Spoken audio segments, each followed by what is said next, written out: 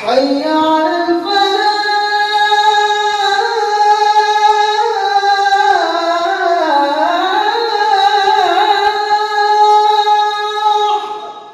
نحمده ونصلي ونسلم على رسوله الكريم اما بعد فاعوذ بالله من الشيطان الرجيم بسم الله الرحمن الرحيم ان الله وملائكته يصلون على النبي يا ايها الذين امنوا صلوا عليه وسلموا تسليما اللهم صل على محمد وعلى آل محمد كما صليت على إبراهيم وعلى آل إبراهيم إنك حميد مجيد قال الله تبارك وتعالى في الكلام المجيد وأقيموا الصلاة وآتوا الزكاة وقال الله تبارك وتعالى في مقام آخر خذ من أموالهم صدقة تطهرهم وتزكيهم بها.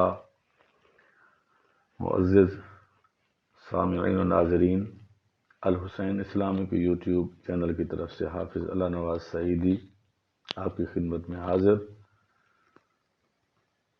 آج کے پروگرام میں خصوصی طور پہ زکوٰۃ کا ذکر کیا جائے گا، جس میں زکوٰۃ کے وجوب، زکوٰۃ کی فرضیت، فضیلت، زکوٰۃ کی شرائط اور زکوٰۃ کے مصارف کے بارے میں بیان کیا جائے گا. سب سے پہلے زکوٰۃ کی فرضیت کی طرف آتے ہیں کہ قرآن کریم میں اللہ تبارک و تعالی نے جہاں جہاں پہ نماز قائم کرنے کا حکم فرمایا وہاں پہ زکوٰۃ ادا کرنے کا بھی حکم فرمایا. اور ایک دوسری آیہ کریمہ آپ حضرات کے سامنے تلاوت کی ہے. اللہ نے اس میں حضور صلی اللہ علیہ وآلہ وسلم کو اپنی امت سے زکوٰۃ وصول کر کے ان کو زکوٰۃ کا مقصد بیان فرما دیا کہ خذ من اموالہم صدقۃ، کہ وصول کیجئے ان سے ان کے مال کا صدقہ، تطہرہم وتزکیہم بہا، ان سے ان کے مال کا صدقہ زکوٰۃ عشر ان سے وصول کریں اور مساکین کے اندر تقسیم کر دیں. اور فائدہ کیا ہوگا اس سے؟ ان کو فائدہ یہ ہوگا کہ ان کا مال پاک اور صاف ہو جائے گا اور بابرکت ہو جائے گا. زکوٰۃ کی شرائط کیا ہیں؟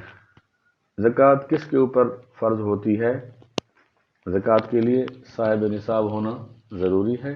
نصاب کیا ہے؟ 7.5 تولے سونا یا 52.5 تولے چاندی یا ان میں سے کوئی ایک، یا اتنا روپیہ پیسہ جو اس نصاب کو پہنچتا ہو، جس کی مالیت 7.5 تولے سونے کے برابر ہو، 52.5 تولے چاندی کے برابر ہو، اور اس مال کے اوپر پورا سال گزر گیا ہو بغیر قرضے کے، اس کے اوپر زکوٰۃ واجب ہوگی. ایسا مال تجارت، 3 چیزیں پہلے آ گئیں: سونا، چاندی، روپیہ پیسہ جو کہ بینکوں کے اندر ہم رکھتے ہیں، اور چوتھے نمبر پہ مال تجارت آتا ہے.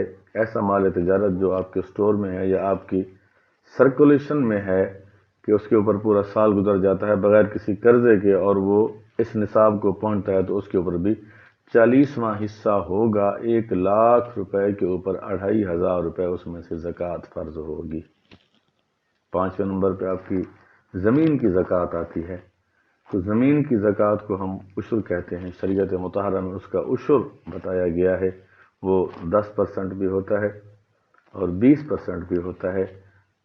چونکہ اب وہ 10% والی صورتحال تو رہی نہیں، کیونکہ اب ٹیوب ویل سے پانی لایا جاتا ہے تو موسٹلی یہ 20% ہی دینا پڑتا ہے ہمیں. کہ ٹوٹل ہماری جو انکم ہوتی ہے زمین سے، قرضے اور خرچے وغیرہ نکال کے نہیں، عشر جو جس کو ہم زمین کی زکوٰۃ کہتے ہیں، عشر کے نام سے وہ شریعت مطہرہ میں جانی پہچانی جاتی ہے. جو آپ کی ٹوٹل انکم ہوتی ہے اس کے اوپر وہ 20% ہوتا ہے جو کہ زکوٰۃ کے زمرے میں آتا ہے.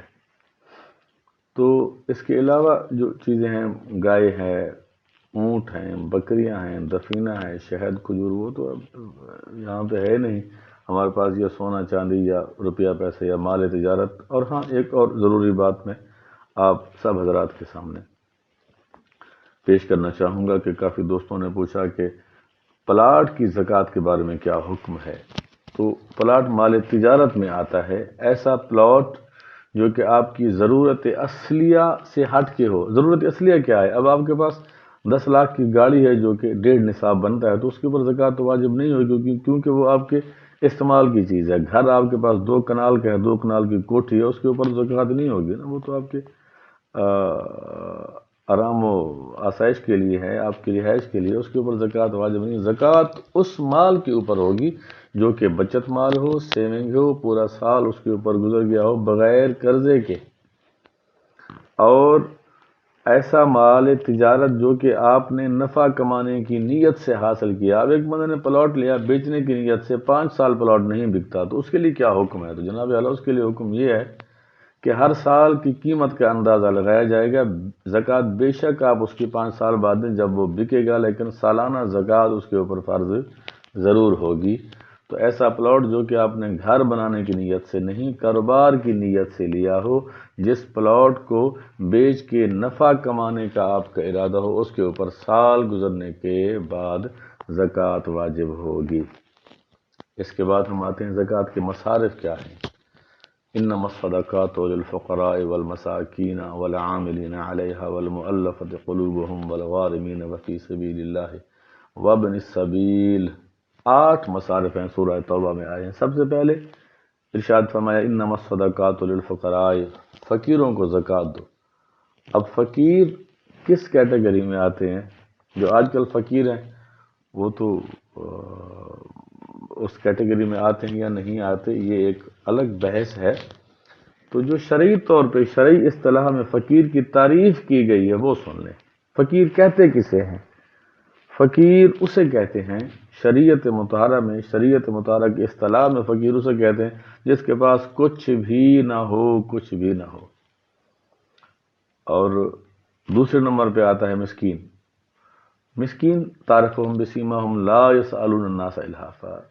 مسکین وہ ہوتا ہے جو کہ نصاب کو نہ پہنچے، بس آئی اور کھا لیا، نہ آئی تو اللہ اللہ خیر صلی اللہ.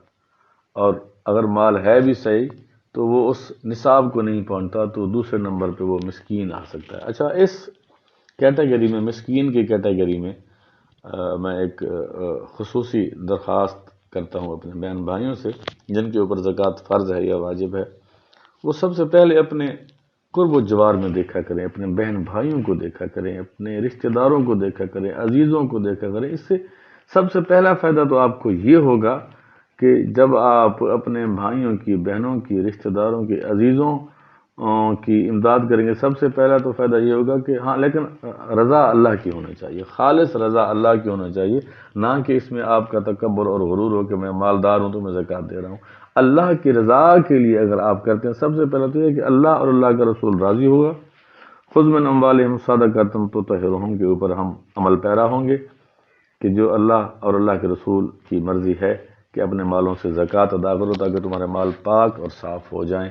سب سے پہلے اللہ اور اللہ کا رسول راضی ہوگا، اس کے بعد پھر رشتہ داروں میں، عزیزوں میں، قریبی جو ہمارے ہیں دوست ہیں ان کے اندر، ان کو اگر ہم مالی امداد کرتے ہیں ان کی صدقے کی شکل میں، زکوٰۃ کی شکل میں، تو اس سے ہماری محبت میں اضافہ ہوگا، محبت بڑھے گی، ہمدردی کا اور جذبہ اور ایثار و ہمدردی کا جذبہ پیدا ہوگا. تو اس میں دوسری کیٹیگری میں جو بندے فعال کرتے ہیں وہ سب سے پہلے ہمارے قریبی بہن بھائی، دوست، عزیز اور رشتہ دار ہونے چاہیے. تیسرے نمبر پہ والعاملین علیہا، جو زکوٰۃ کو اکٹھا کرتے ہیں، کیونکہ اب یہ تو گورنمنٹ کا معاملہ ہے، گورنمنٹ ان کو تنخواہ بھی انہی کے پیسوں سے دیتی ہے، زکوٰۃ کے پیسوں سے دیتی ہے، جو کہ شرعی طور کے اوپر جائز ہے. والمؤلفۃ قلوبہم، مؤلف القلوب اس کا مصارف ہیں. ایسے لوگ جن کو آپ سمجھتے ہیں کہ اگر ان کے اوپر اسلام کی روح سے خرچ کیا جائے تو یہ مسلمان ہو سکتے ہیں، ان کے اوپر بھی خرچ کیا جا سکتا ہے. پھر آ جاتے ہیں والغارمین، مقروض بندہ. اچھا، جو کیٹیگری آپ کو دوسری بتائی مسکین والی، یہ مقروض بھی ہمارے بہن بھائیوں میں آ سکتے ہیں کہ ہماری ایسی بہن، ہمارا ایسا بھائی، ہمارا ایسا رشتہ دار، ماموں کا بیٹا، خالو کا بیٹا، چاچا کا بیٹا جو قرضے میں گرفتار ہے، اس کو بھی ہم زکوٰۃ دے کے اس کا قرضہ ہم اتار سکتے ہیں. یہ بھی قرآن کریم کے حکم کے مطابق مصارف زکوٰۃ میں آتا ہے. وفی سبیل اللہ، اور جو لوگ اللہ کی راہ میں، کیونکہ کل مصارف 8 ہیں، 7واں مصارف فی سبیل اللہ جو اللہ کی راہ میں ہے، کیونکہ جہاد تو یہاں پہ ہو نہیں رہا. صحیح جہاد جو ہے وہ مدارس میں ہے، جہاں پہ بچے دینی تعلیم حاصل کر رہے ہیں. بچے جہاں پہ دینی تعلیم حاصل کر رہے ہیں وہاں پہ بھی زکوٰۃ دی جا سکتی ہے. وابن السبیل، اور جو مسافر ہو، اپنے گھر سے باہر ہو، گھر میں چاہے وہ صاحب نصاب ہے، اگر مسافری پہ ہے تو وہ باہر ہے، اس کو بھی ہم زکوٰۃ دے سکتے ہیں. یہ ہیں 8 مصارف زکوٰۃ. تو ان میں اللہ تبارک و تعالی ہمیں عمل کی توفیق عطا فرمائے. جو 2 کیٹیگریز میں نے عرض کی ہیں، مسکین اور مقروض، جو ہمارے بہن بھائی جن کے اوپر زکوٰۃ فرض ہے، واجب ہے، اس میں یہ چیز ضرور دیکھیں کہ اگر ان کے بہن بھائی، ان کے عزیز قریبی دوست رشتہ دار جو مقروض ہیں اور وہ اس کیٹیگری میں فعال کرتے ہیں والغارمین میں، اور جو مسکین ہیں جو اپنے منہ سے مانگتے نہیں، ان کی حالت دیکھ کے قرآن کریم کے حکم کے مطابق تعرفہم بسیماہم لا یسألون الناس الحافا، کہ پہچانو ان کو ان کے چہروں سے جو کہ شرم کی وجہ سے لپٹے ہوئے ہوتے ہیں، مانگتے نہیں ہیں. تو اللہ تبارک و تعالی ہمیں عمل کی توفیق عطا فرمائے. وما علیہ الا البلاغ المبین.